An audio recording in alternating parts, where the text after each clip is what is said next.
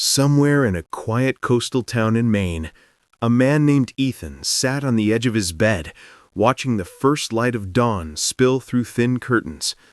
He had once believed he knew what his life was meant to be: a teacher, a husband, a steady man with a predictable rhythm. But the last year had shaken everything. The school where he taught had closed. His marriage had drifted into silence, and his prayers felt like words vanishing into cold air. That morning he whispered, "God, what do you want from me?" And the question hung heavy in the room.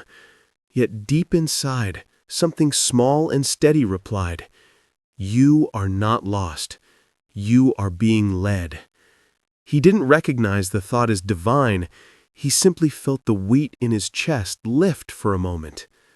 He made coffee, stepped outside, and saw the ocean shining like liquid glass. The waves moved slow and certain, as if heaven was breathing. For reasons he couldn't explain, Ethan felt drawn to walk down to the shore. The sand was cold under his feet, but the sunrise glowed warm on his face, and in that light he sensed a whisper, not of sound, but of knowing. Heaven has chosen you for something bigger than you imagine. He froze. Tears filled his eyes before he could understand why.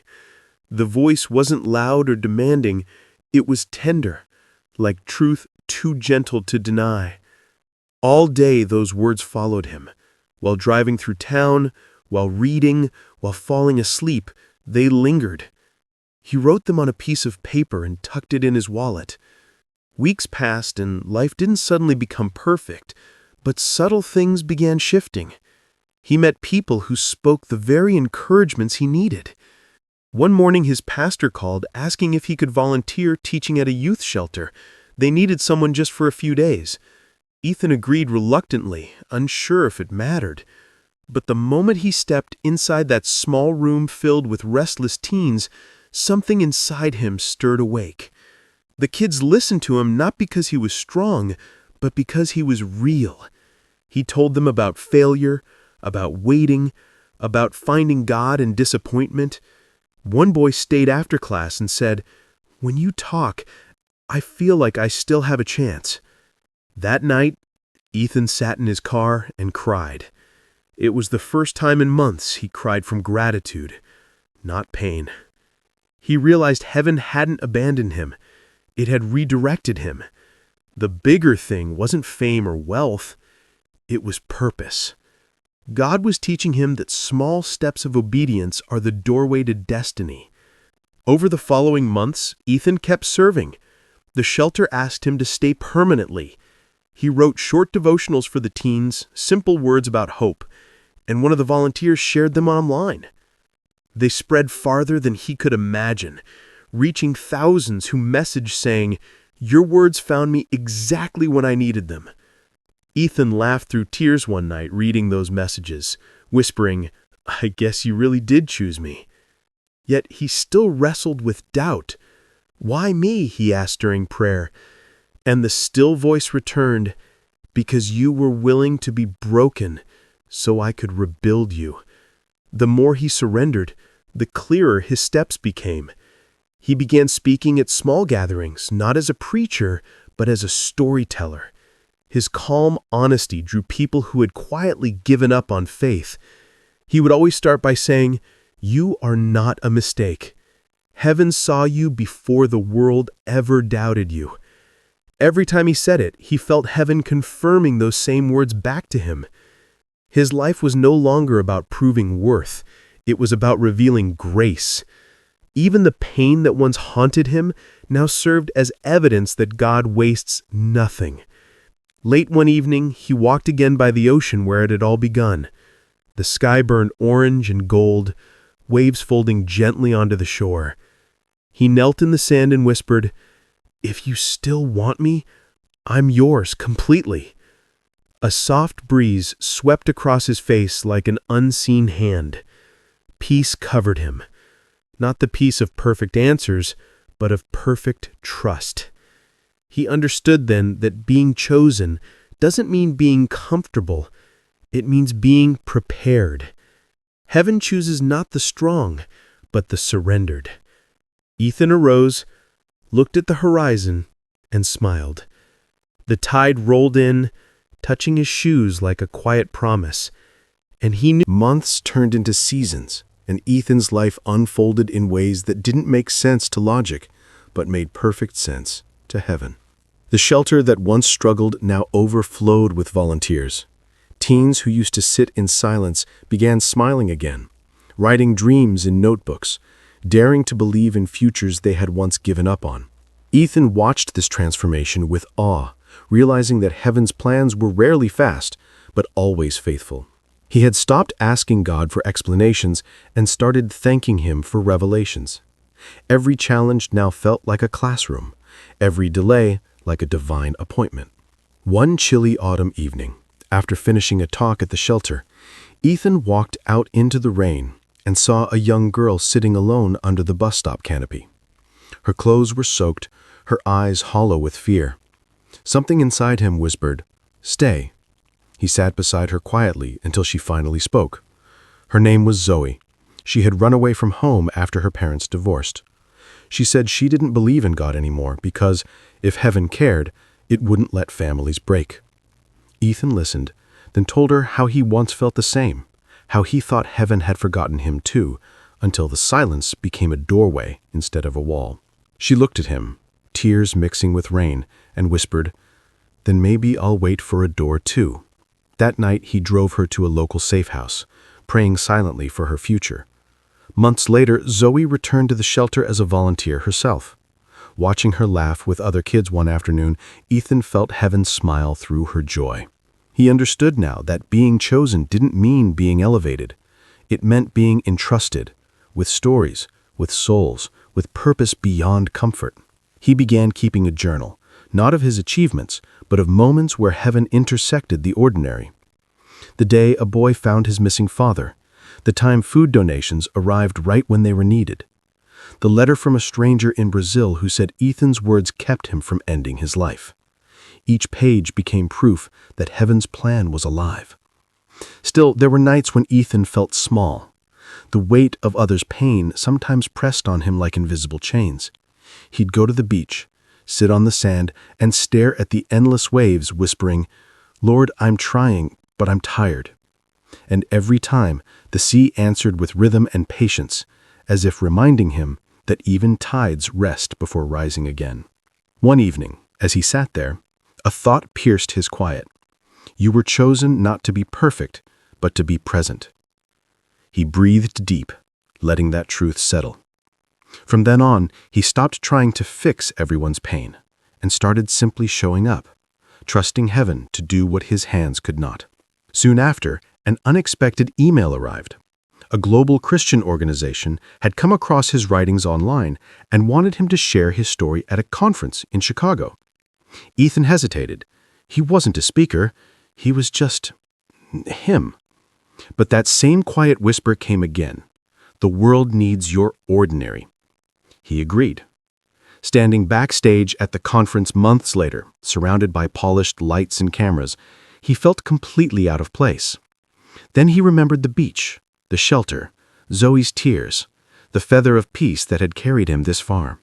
When his turn came, he walked to the stage, heart pounding but steady, and began, "I used to think God chose people because they were special.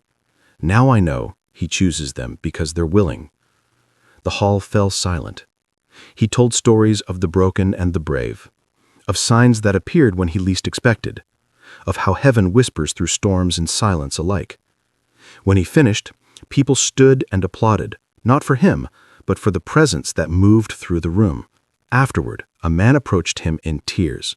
He said, "I was ready to quit my ministry, but your words reminded me why I started." Ethan nodded humbly, realizing that he had just witnessed heaven multiply a seed he never knew he planted. In the months that followed, invitations poured in from churches and schools, but Ethan only accepted a few. He refused to chase platforms. He wanted to protect his peace. Instead, he kept teaching at the shelter, mentoring the teens, and writing. His stories now reached millions online, translated into different languages. People around the world sent testimonies of healing, forgiveness, and renewed faith. He never took credit. Every message, every miracle, he wrote one line beneath them all: "To God be the glory." One winter evening, while reviewing letters, he came across one from Zoe. She had joined a youth mission overseas. Her words said, "You once told me heaven had chosen me for something I couldn't imagine. You were right. I see it now."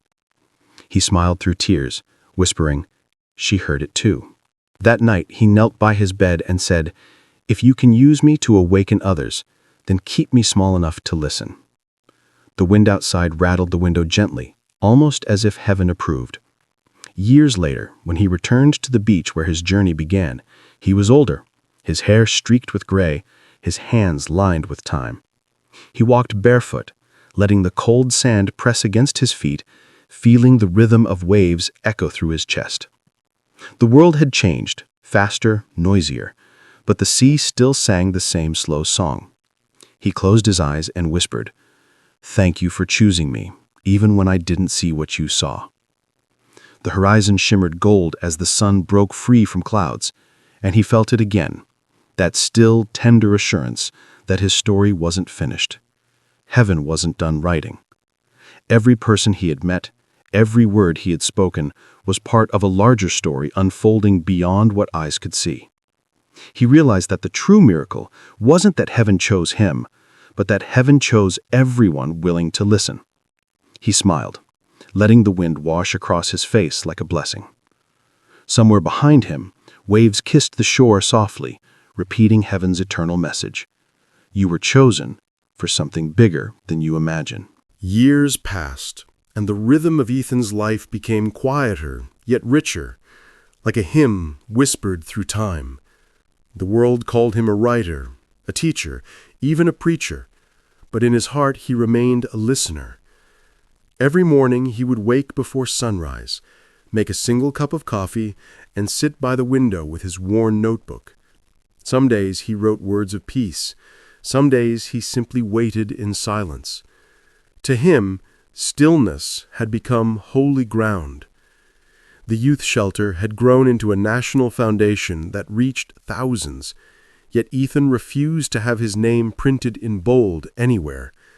"Let the message be bigger than the messenger," he always said. Zoe, now an adult, often visited him, laughing about how everything began at that rainy bus stop. "You were heaven's whisper that night," she once told him. He smiled softly and replied, "And now you've become someone else's." Heaven's choices always multiplied, and he could see that now, each act of faith creating ripples that traveled far beyond sight. One spring evening, Ethan received an invitation to speak at an international gathering in Jerusalem, a conference for global faith leaders. He almost declined, afraid of crowds and attention, but the quiet voice in his heart spoke again, "Go, for I will speak through you." Reluctantly, he went. Standing at the podium under the ancient stone arches of the old city, he felt the wind brush past like an invisible hand. He spoke not about theology, but about tenderness, about how heaven finds us in ordinary days, how every heartbreak is a sculptor's tool shaping the vessel that will carry light. The audience was still. Even the air felt alive. When he finished, no one clapped. They wept. That night, walking back to his hotel through narrow, lamplit streets, Ethan stopped near the Garden of Gethsemane. He sat on a low wall, gazing at olive trees swaying in the dark. He thought about Jesus praying there centuries ago, chosen for the greatest purpose of all, yet walking through loneliness to fulfill it. "If you walked this path," he whispered, "then even my small path is sacred." A tear fell, but it wasn't of sadness. It was reverence. In that moment, he realized that every chosen soul carries a piece of that same divine story. Being chosen never meant avoiding pain. It meant transforming it into love. When he returned home, something inside him shifted. He began writing his final book, not for fame, but as a letter to those who would come after him. Its title was When Heaven Chooses You. He wrote slowly, pouring every revelation into its pages, the loneliness, the calling, the quiet miracles. The book ended with one line: "If you are breathing, you are already chosen." When it was published, it spread across continents, translated into dozens of languages, reaching prisons, hospitals, and homes where people had lost hope. Letters arrived daily from strangers who said his words saved them. But Ethan never saw himself as a savior. He always said, "I'm just a candle. The flame isn't mine."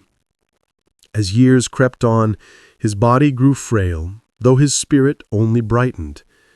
One evening, Zoe sat by his bedside in the small coastal cottage where it all began. Outside, waves whispered against the shore like old friends. Ethan's voice was weak, but steady as he said, "You remember what I told you once, that heaven chooses those willing to listen?" She nodded through tears. "Then keep listening, Zoe, because heaven never stops calling."